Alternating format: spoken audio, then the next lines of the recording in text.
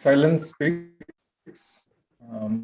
This is under Rajyoga Sadhana, spirituality and religion. So earlier we had covered till from will. The highest spiritual attainment is only possible when we go beyond. In fact, spirituality begins where religion ends. Religion is only a preliminary stage for preparing a man for his march on the path of freedom. When he has set his foot on the path, he is then beyond the limits of religion. The end of religion is the beginning of spirituality. The end of spirituality is the beginning of reality. And the end of reality is the real place. When that too is gone, we have reached the destination.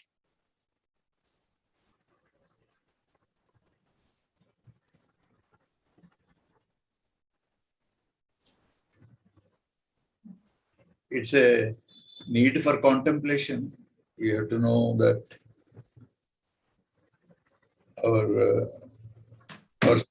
our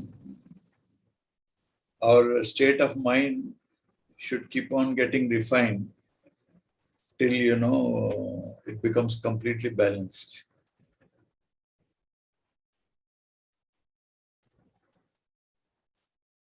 And we'll go ahead.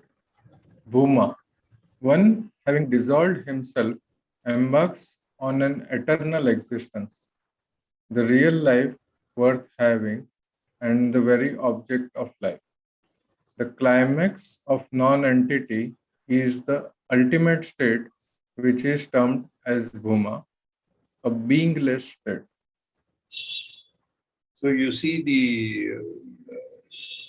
we should be bold enough to think this seriously, because Babuji is only talking about realizing your true nature, and then earlier days only this knowledge of reality. Even people, greatest saints, they never gave this gift to the nearest disciples also. It was, they kept it personally. They thought it was general population don't deserve to know the real nature of reality or God. But Babuji, as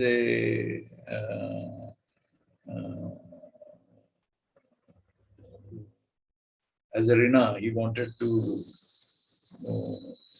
pay his Rina to his guru. He said, I'll spread spirituality far and wide. So he says that I will take you to a state of consciousness where which is far beyond, after the dissolution of the ego also. So we should be mentally catch this idea and then try to aim for this thing. So basically, yoga also means that you should become one with the divine light in your heart. So you keep on holding this idea in your conscious or subconscious mind. Then only you will appreciate the greatness of the master. Otherwise, we will never know the real worth of life is not known at all. Okay.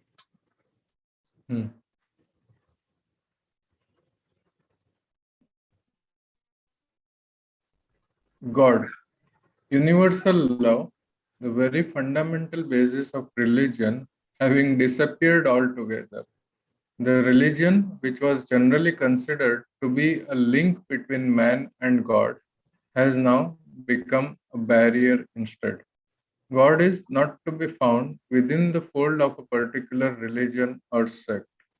He is not confined within certain forms or rituals, nor is he to be traced out from within the scriptures. Him we have to seek for in the innermost core of our heart.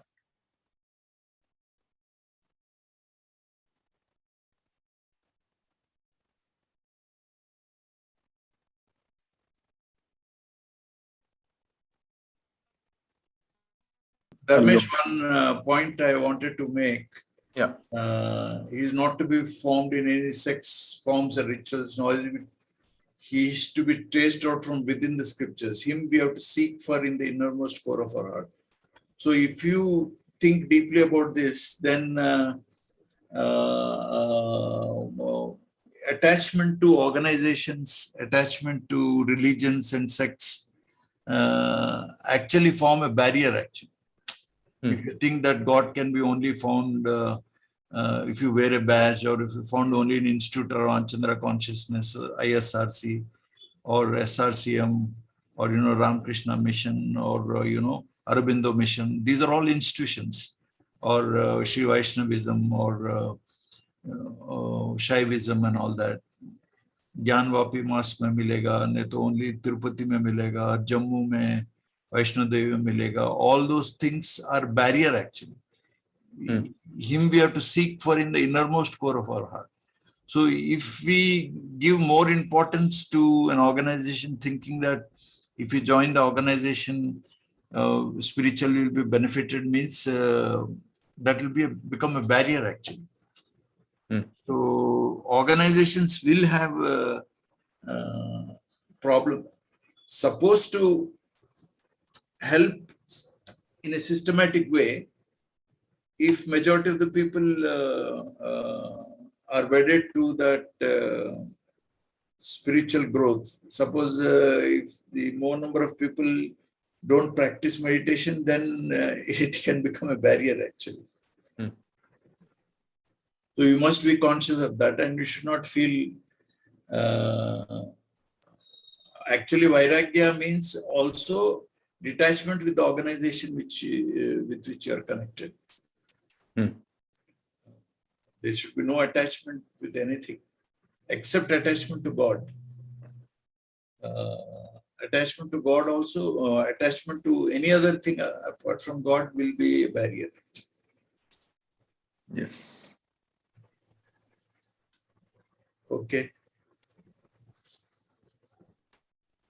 If you think like that, then so many people have formed different groups who believe in this great master Sri Ramchandraji. You will know that true spirituality is only when you search within yourself, when you meditate deeply, and then with the yearning, if you move with a feeling of love, if you move towards God only, then you are really practicing true spirituality. Otherwise, you are depending on organization to help you, which is just like building castles in the air. Actually, it will not help you. No. Okay.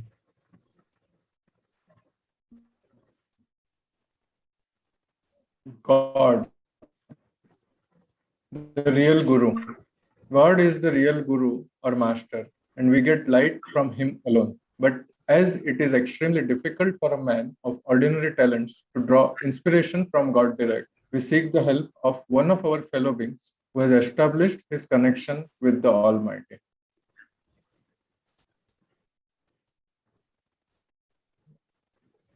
Go next. Guru, supreme. Problem. Now you see, there are some people who feel that they have got connection with departed gurus of the order and all that. Whereas this counteracts that. He says it is extremely difficult for a man of ordinary talents to draw inspiration from God direct. We seek the help of one of our fellow beings who has established his connection there. So that is important, actually. But persons who feel who have not done their practice correctly and who have not achieved balance in the faculties like Buddhi, Manasu, Ahankar, and Chitta, those people only will have connection with the Almighty.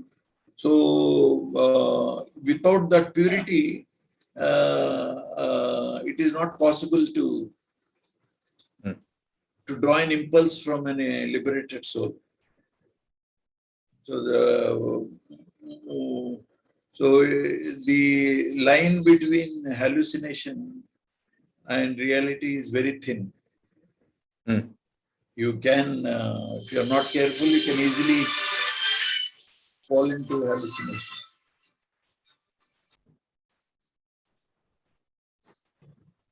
I will go ahead now. Okay.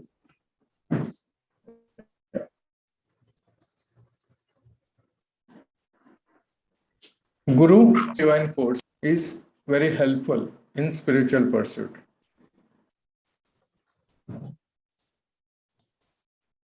Mahatma. I would define a Mahatma as the most insignificant being, or rather a neglected figure beyond all feelings of greatness, pride, or egoism, dwelling permanently in the state of complete self-negation.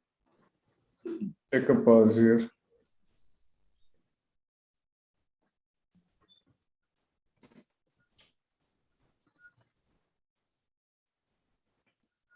Beyond all feelings of greatness, pride, or egoism.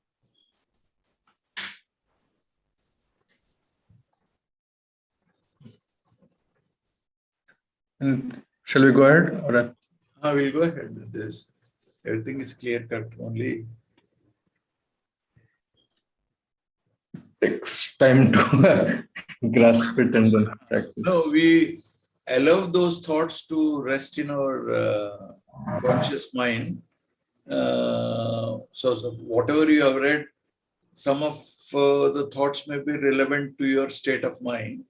And after the session is over, you can close your mind and try to think what has caught your attention, and hold that particular thought in your mind for as long as is possible. So that is how we try to imbibe the spirit of the master inside us.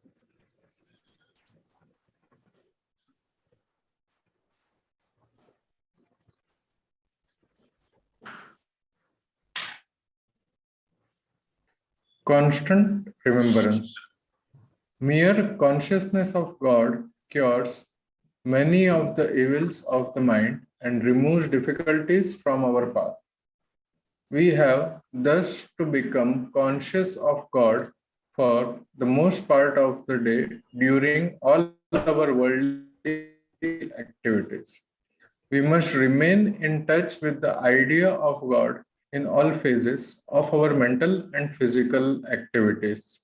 We must feel ourselves connected with the Supreme Power every moment with an unbroken chain of thought during all our activities.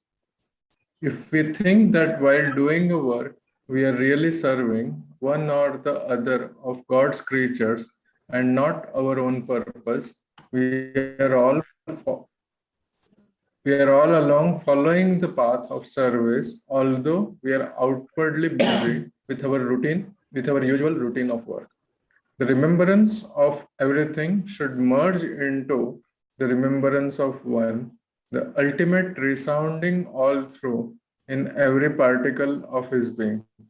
This may be known as complete annihilation of self.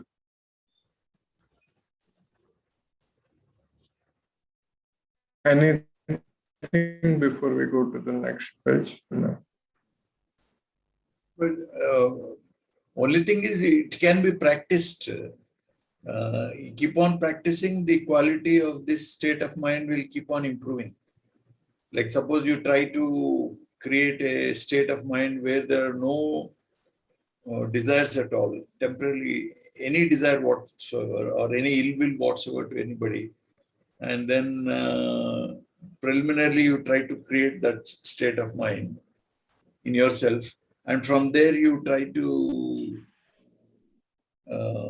invest the highest value to the divine light, and then try to pray in such a way that you are your whole being, not just a thought actually. Like suppose in summer is there, suppose you in hot summer in Hyderabad, suppose you have traveled for few hours in the hot summer and then you're not drunk water for almost one day. So you'll feel thirsty actually. And the thirst is no more a thought that you want to drink. Your whole body will be craving for water actually. It's a whole being will be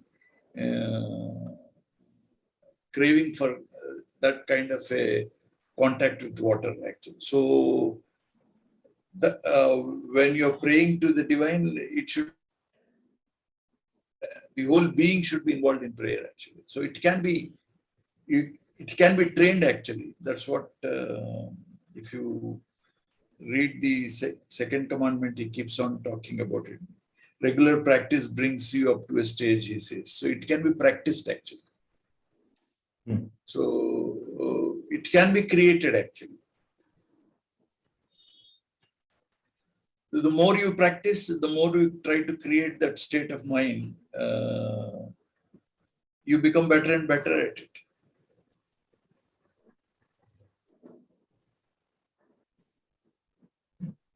Any questions anyone has, because this practical aspect of constant remembrance?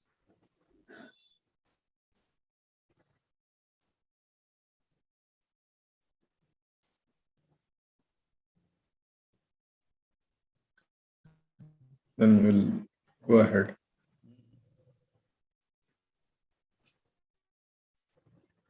If one develops this, should be considered as an embodiment of devotion and prayer. Every thought of his will be synonymous with that of the master. He will never turn towards anything that is against the divine will. His mind will always be directed towards that which is the master's command.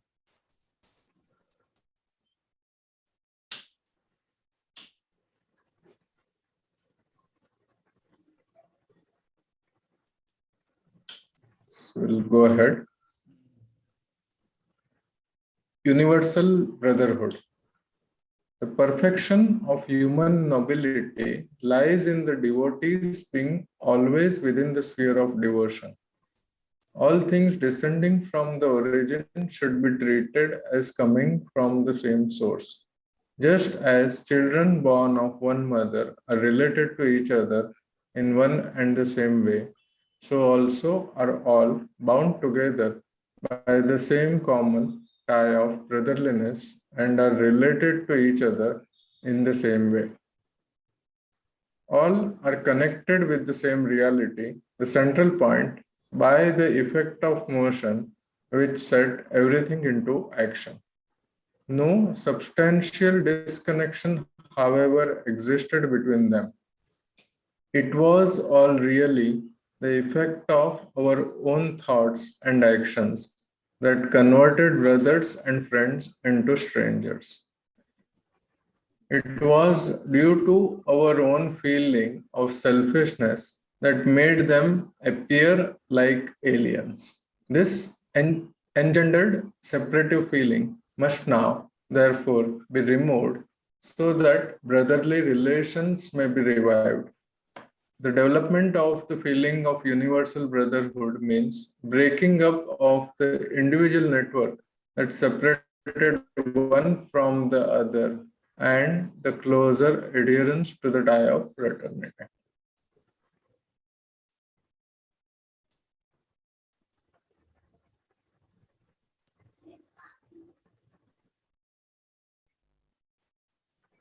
Anything to add, sir?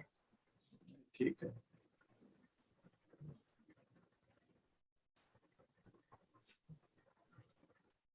Trusteeship.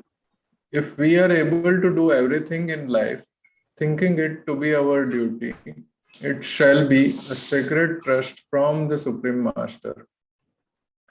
Treat all actions and work to be part of the divine duty entrusted to us by the Great Master, whom we have to serve as best as we can. This keeps us in divine consciousness all throughout. The philosophy involved in it starts from materiality and ends in the final state we all have to arrive at. A happy disposition is a state which percolates its effect upon the lower layers and purifies them. This is a state which may aptly be taken next to the divine. This is from Commandment 8.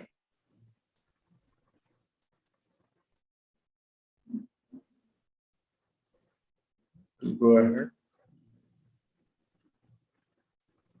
Truthfulness. Truthfulness really implies the sense of presenting oneself in its true colors. This is the state at which a man exclaims spontaneously, "It is as it is. Jo hai, so hai." This is the state which, in true sense, is the reality. This is, in fact, the point at which all the powers are drawn in and accumulated at the time of pralaya, dissolution, and nothing but absolute reality remains in existence.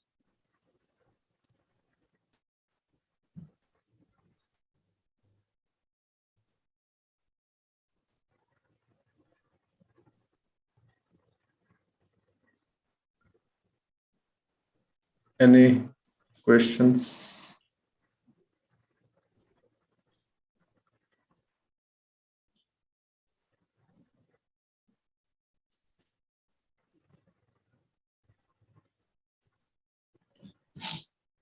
Knowledgelessness. Knowledgelessness only helps. A man of knowledge will never plunge into the ocean because he knows that the moment he does so, his life shall be nowhere. Plunging in there is nothing but going on, and we swim on and on, covering leagues. The way out to oneness is to take refuge in the lap of one who is ever ready to take you in his embrace.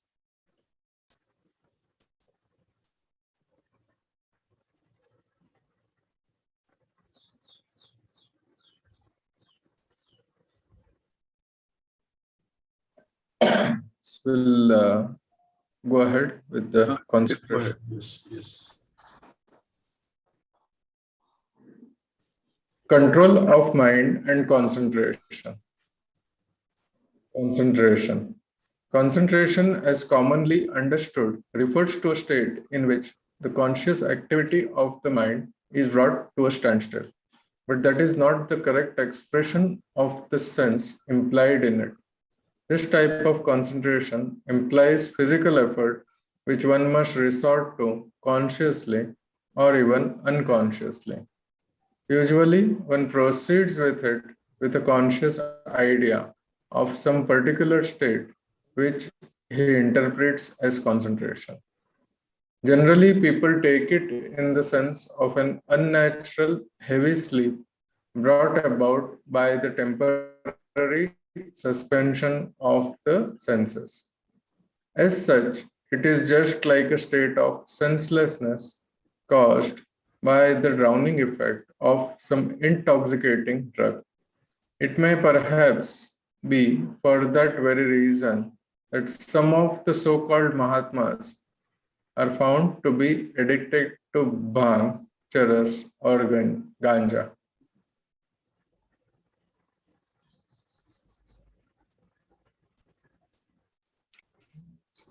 This is clear. Generally, teachers advise the Abhyasi to practice concentration as a preliminary step, and the Abhyasi puts himself to efforts for effecting the same. But in spite of his labor for years together, he is seldom able to achieve it. Why is it so? The failure can in no way be attributed to any of the defects of the Abhyasi. but to that of the teacher himself, who resorts to his bookish knowledge to guide the aspirant on the practical path of realization.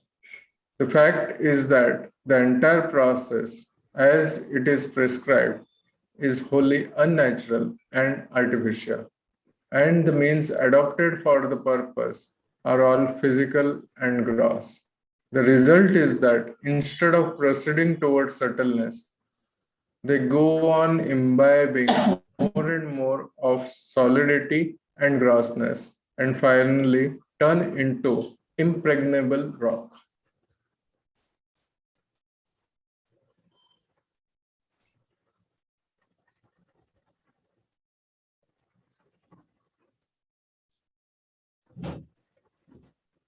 In Sinabasina, Babuji Maharaj mentions, right? He found some it was so solid.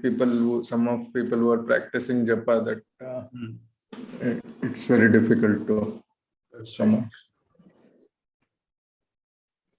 Gross methods make the mind gross.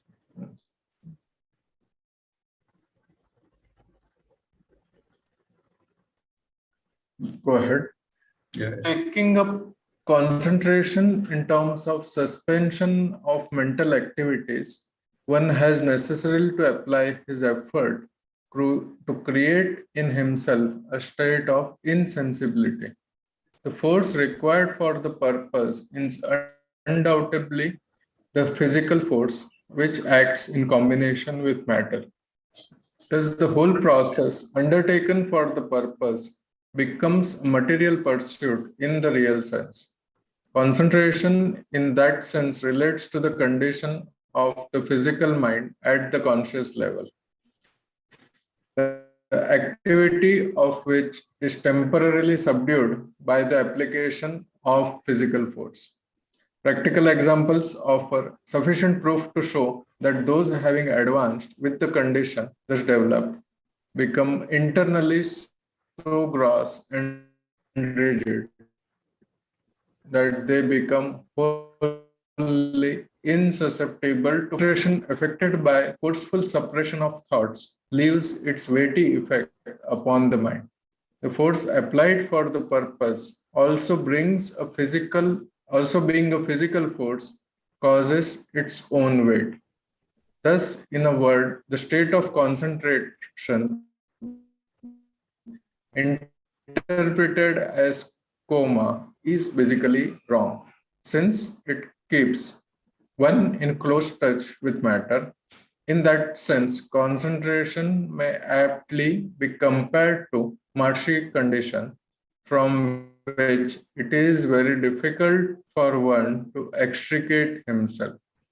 He cannot save himself from sinking down deep into it unless he falls flat over it, giving up all his efforts. Those who proceed with that condition carry along all through with matter. It may, however, help them to some extent in their material purposes and promote in them hypnotic power, but it is not the least helpful in a purely spiritual pursuit.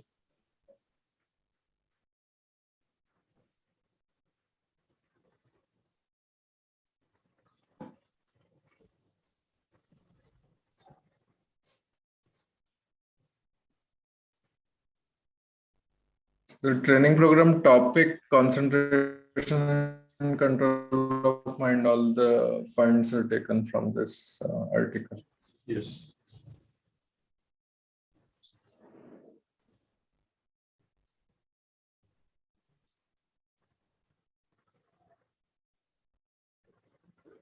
People like to go into concentration because it is pleasing to the senses. Obviously, it cannot, therefore, be helpful in a spiritual pursuit. Concentration directly refers to suppression of thoughts. The idea entered into our mind only after mesmerism or hypnotism had come to our view. Because there the physical force of thought was utilized all through, no spiritual purpose can be served thereby.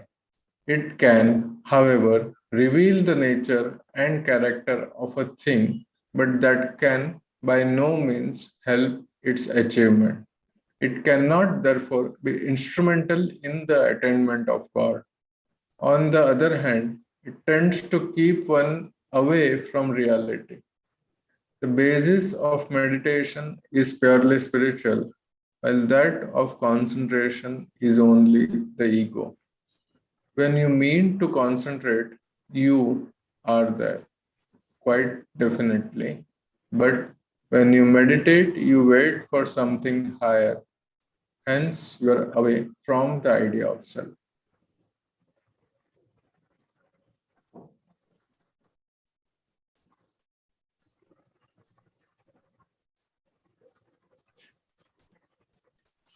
Any questions? These are important things.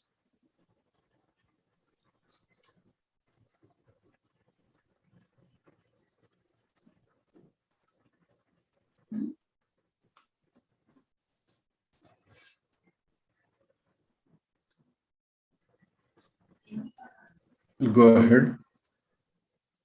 Only proper course for an aspirant would therefore be to get himself absorbed in the light of the divine, coming to him from the original source without minding the implications of the word concentration. In that case, the question of concentration will not arise at all, and one will all along be with that which can neither be interpreted as concentration nor otherwise. Concentration, with all its implications, affecting enclosement, being not of any avail. It is only the power of non-concentration, I may call it, that enables one's approach to higher and higher regions of enlightenment. Proceeding along in that way, one would keep on imbibing the power of the source to light himself up with divine effulgence.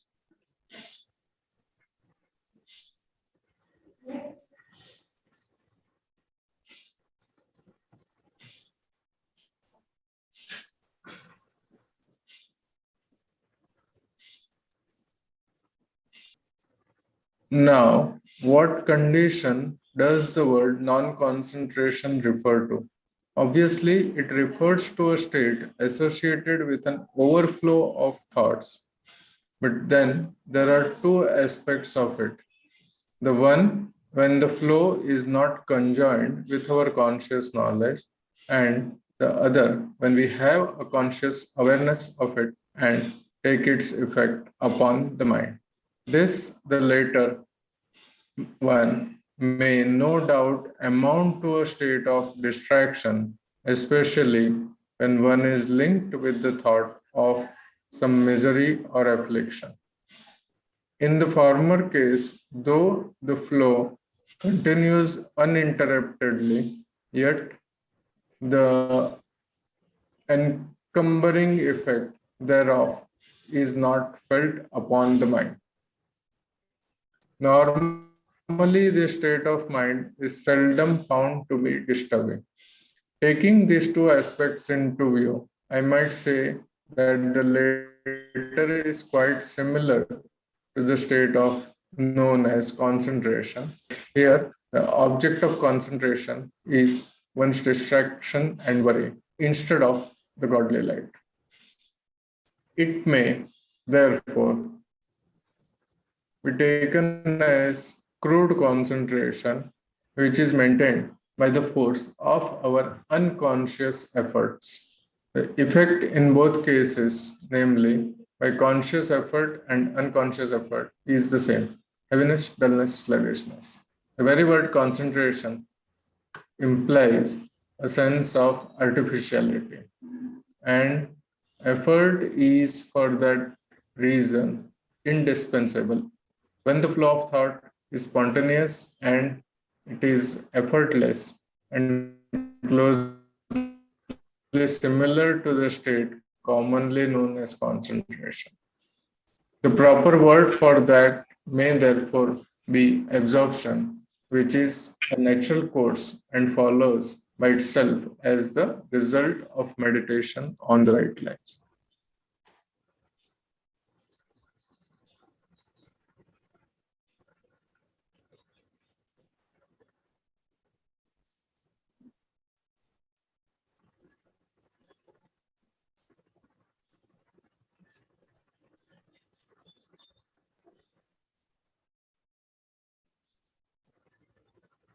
Concentration taken in the sense of absorption, non-concentration with flow of thoughts without effect on the mind is the real state.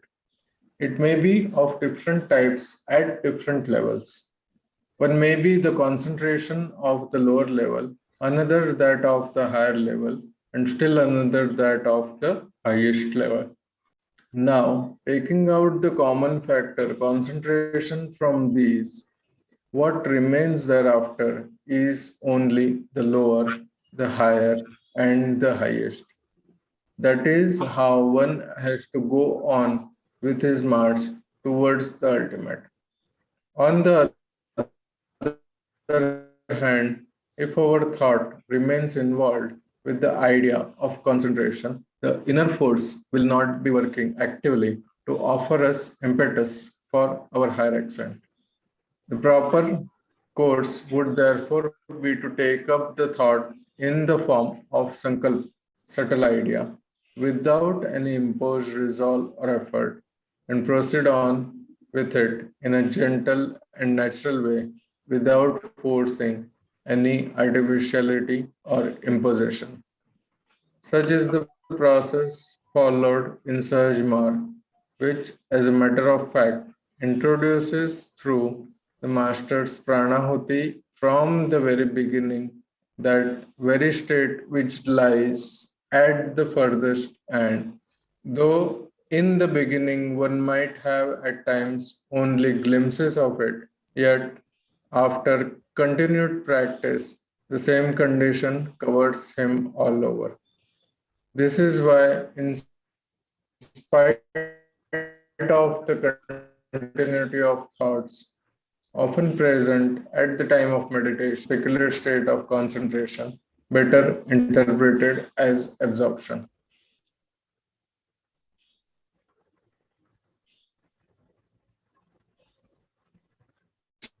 Any questions on the topic of concentration?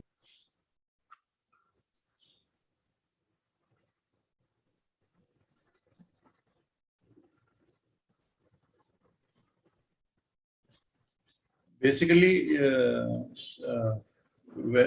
our system gives more importance to dhyana. That is the seventh step of Ashtanga Yoga. And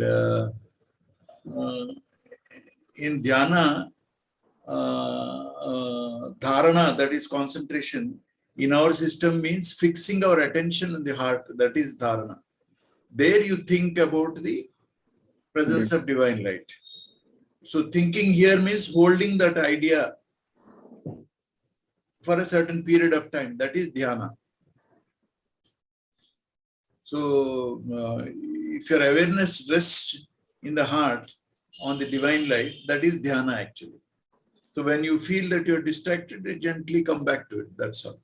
And it should be a normal thinking. There should be no stress or pressure on the system.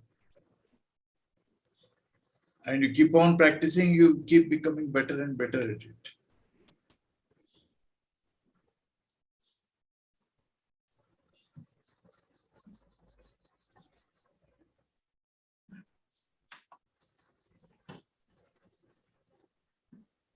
Any questions? Namaste, sir. Raghavan here. Ah. Just want to share this one point here. Like normally, I think in one of these paragraphs, Babuji also mentions about, I think it especially stresses when somebody gets a negative thought or a sad feeling, then especially mind gets into a very distracted mode. But I guess he is implicating that you need to be equanimous to both whatever kind of thoughts that might be. No. Here he is describing that, there will be, for many people in the initial stages, when they start meditating, there will be vacuum in your conscious mind. And that vacuum attracts all the thoughts from your subconscious mind. So there will be profusion of thoughts for anybody who's practicing in the beginning stages. So, but if you continue to meditate and then try to be attentive to the presence of divine, that is meditation is happening actually. That leads to absorption. But if some miserable thought comes and then that thought distracts your mind away from meditation, he uses the word crude concentration for that. That is the term he uses for that. So at that time, you try to gently come back to the meditation, try to meditate. If you are meditating, whatever profusion of thoughts will be there, they are just like uninvited guests. You are not, you will not, after the meditation is over, you will not be able to recollect those thoughts because you are not paid attention to them. If you pay attention to them, as long as you're paying attention, you're not meditating. You are actually distracted by those thoughts, and uses the word crude concentration for that kind of a distracted mind.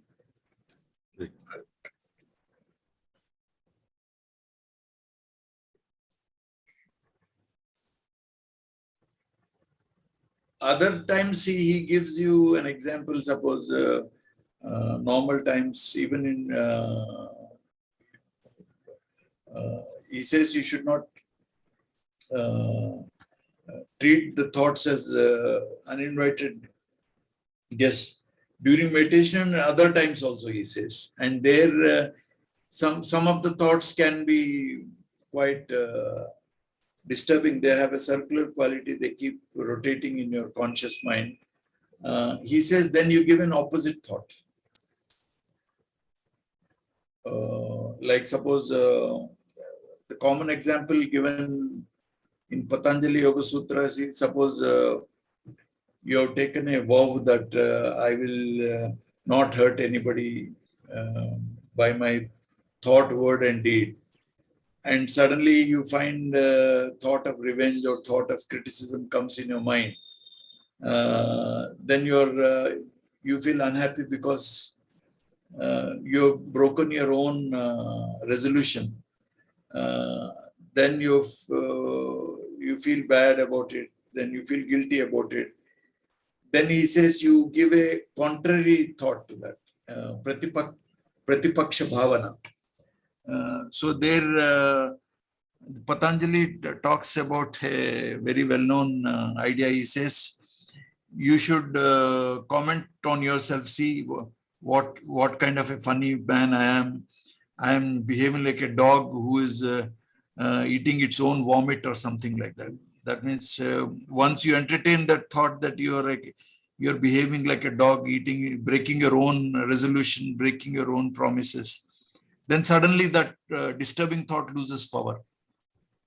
Right. Instantly it loses power, and then you can be back to your meditation. Like suppose you become critical of somebody, suddenly you start opposite thought, you start loving that person, then that negative thought goes away. Like suppose a desire comes or aparigraha, that means possession comes, you want to purchase a thing which you know that you're breaking your vow of viveka, where you want to be, your mind should be free from desires, and suddenly powerful desire comes. Then you take a pratipaksha bhavana, why this desire is coming. You convert that desire into desire for God. So opposite thought has come. So then that gets neutralized.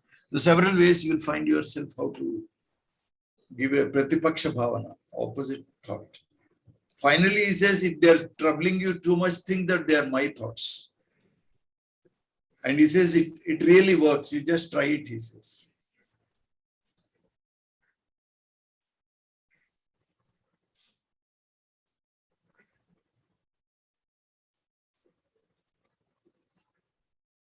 So next paragraph we'll read and then we'll stop afterwards. Control of mind. I'm glad that your desire to sit for meditation at the time of fixed time is growing stronger. This is no doubt an encouraging sign. But, dear brother, I do not expect you to neglect me. If you make up your mind and not to leave me, you will find me always beside you. And of that you will experience in due time. Treat your thoughts and ideas as uninvited guests. If they trouble you further, just imagine them to be mine and not yours. This process is very effective and can never fail to bring about the desired result. Please inform me of the result. Thoughts can be stopped just in a moment, but that will not be in our interest, since for the attainment of liberation, it is but essential to throw out the buried thoughts after having completed their bhoga.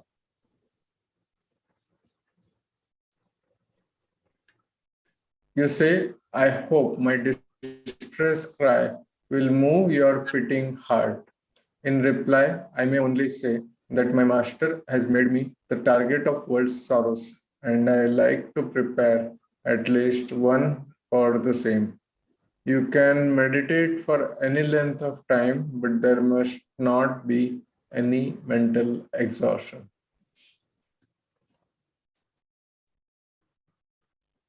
We'll stop here. We'll do next week.